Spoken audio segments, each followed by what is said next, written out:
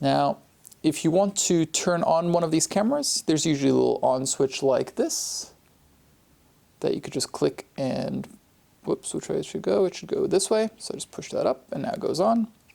And now my Sony is turned on. And with the Canon, it's about the same thing. Just over here, there is an off-on switch. You just click like that, and now it's on. So the most important settings that you need to change on a DSLR is your shutter speed, ISO, and your aperture. Now, these modes over here just help you go between the settings that you want. So manual mode over here will let you choose aperture, ISO, or shutter and change them all individually, separate, because you've got complete control over them. Whereas the others will let you have all the settings automatic except one or two, depending on what you want. So I'm going to just turn this on right now just to show you what's going on and how it works. Okay, you'll notice that the screen is black when you turn it on sometimes. That is because it's just conserving the energy, your battery. If you see over here that this LCD is showing you numbers and stuff, that means the battery's on, that means the camera is turned on and it's fine and it's working. Now the reason we don't see it here is because we don't have that Q button pressed. If you press this little Q button, it displays you some of your settings. Another option that you might want to do instead of displaying your settings is display what the camera is actually seeing, and you could turn that on by pressing this button. It's called Live View. So if I click on that, you can see now I'm in Live View. Everything's black just because lens cap's on. Little pinch and take that off, and there we go. And now you can see what the camera is seeing, which is really handy sometimes if you are in a really dark situation, or if you are doing video, or if you're just trying to make sure that focus is correct. So over here are my three most important settings. There's the aperture, sorry, that's the shutter speed, there's your aperture, and there's your ISO. Now, because we're in manual mode, we can control each one of these separately. So your shutter speed is controlled with this dial over here. Your aperture is controlled with this dial over here. Sometimes you'll only have one of these dials on a Canon camera, or even any camera really. So you might have to press a button that looks like this Q button. It's probably not the Q button, but a button that looks like this, and then you dial that. I think it says AV on it usually, on a Canon.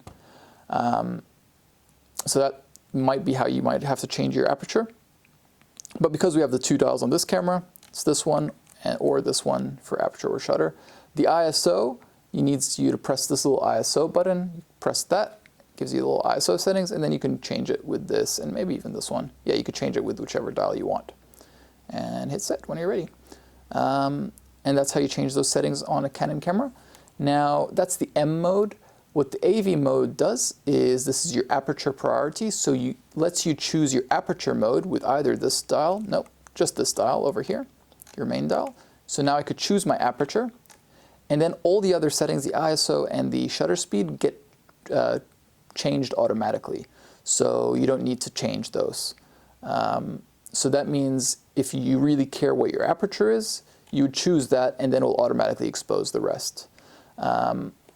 TV mode does the same, but for shutter speed. So if you go to TV mode, now if you play with this dial, it will only allow you to move the shutter speed. And P mode is kind of an in-between between the two, and A+ is fully automatic. Those are the important ones. To record video on a Canon camera, usually you have to press this button to hit record.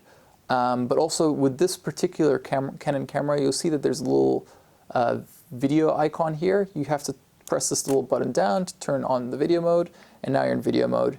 You press this button to hit record. Movie recording is disabled when Wi-Fi is set to enable. So actually, let's disable that. I didn't know that was a thing. All right, and then you just press OK, and now it's recording video. You can see that little thing moving, and you can see the time code moving as well. That makes you know that you're recording, and you can press it again to stop. There you go. That's how to record video. Now the Sony cameras are pretty much the same thing. Turn it on, you just flick that. And you have the similar modes. M mode is for manual, aperture, A mode is for aperture priority, S mode is for shutter priority. You'll see over here this little movie icon. that's for video mode. So if you want it to be recording video, you have to be in that mode. And the exact same thing, there's a little red button for record. Now it's recording the video. So these Sonys have a little bit more automatic controls when it comes to video. So if you're in video mode and you're trying to change the aperture or the shutter speed with one of these dials, and you're not noticing it doing much, whoops, I just changed the, yep, you'll see that it's automatically changing the numbers. So if it's somewhere dark, it's going to brighten up things. If it's somewhere bright, it's going to darken things for you. If you want to turn this off, you just need to go into the exposure mode. Or if you want to turn it on, you go into the exposure mode. So you do that by pressing this little button to go OK. Actually, sorry, not that one. Function, press function to go OK. And then here you've got a whole bunch of different options, like your auto white balance and your white balance options, your ISO options, your metering. This is your type of autofocus, which is pretty handy. And over here is your exposure mode. So I'm going to go to exposure mode, hit OK. And it's currently in program auto, which means it's in auto mode pretty much. A is aperture priority, down S is shutter priority, or M is manual mode.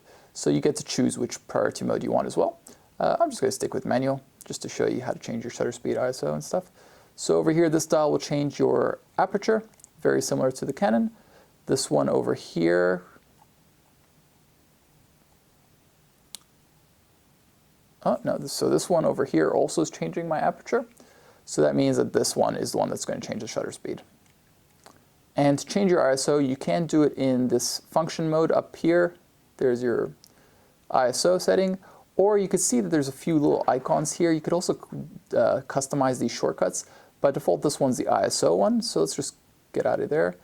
And if I just press on this little ISO button on the right, if I hit right, now I'm in this quick setting for ISO, and I could choose what ISO I want.